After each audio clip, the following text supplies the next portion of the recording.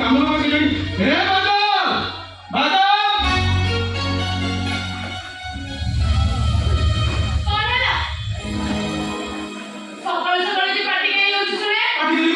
ବାହାଘର କେତେ ଦିନ ରହିଲା?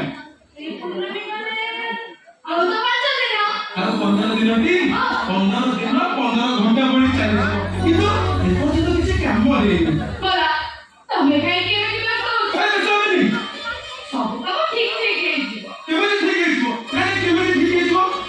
ବାହାଘର ପାଇଁ ମାର୍କେଟ ହେଇନି, ଗହଣା ଗାଣ୍ଠି ଲୁଗାପଟା ଏସଟା ଖାଲି ସେତିକି ନିଜେ ମାନଙ୍କୁ ଆଡଭାନ୍ସ ଦିଆହେଇନି, କେଡେ ମାନଙ୍କୁ ଆଡଭାନ୍ସ ଦିଆହେଇନି। ଶୁଣ, ନିମନ୍ତ୍ରଣ କାର୍ଡ ବି ଏପର୍ଯ୍ୟନ୍ତ ବଣ୍ଟା ହେଇନି।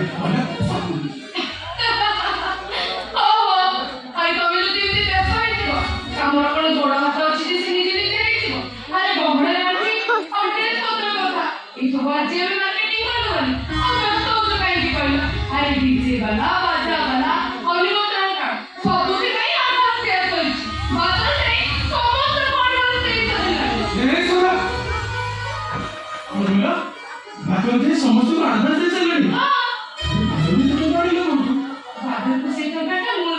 ତମେ ଦେଇଛ?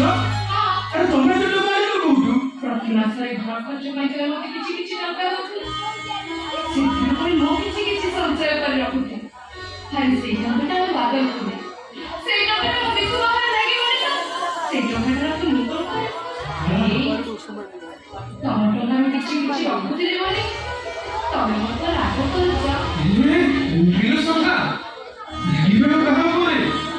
କୋଉ ଜନ୍ମରେ କି ପୁଣ୍ୟ କରିଥିଲେ କି ଜାଣି ଏ ଜନ୍ମରେ ତମ ଭଳି ସ୍ତ୍ରୀଟିଏ ପାଇଛି।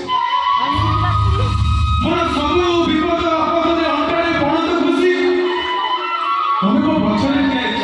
ହେ ସଦା, ତୁମକୁ ପାଇଲେ ଦୁନିଆ ଯାକର ସବୁ ଖୁସି ମିଳିଯିବ। ଆରେ ତମକୁ ପାଇ ମୋ ଜୀବନଟା ଧନ୍ୟ ହେଇଛି। ଆରେ ଭୁଲ କହିଲ ତମେ କୁହ, ଏ ଶ୍ରଦ୍ଧାର ଜୀବନଟା ତମକୁ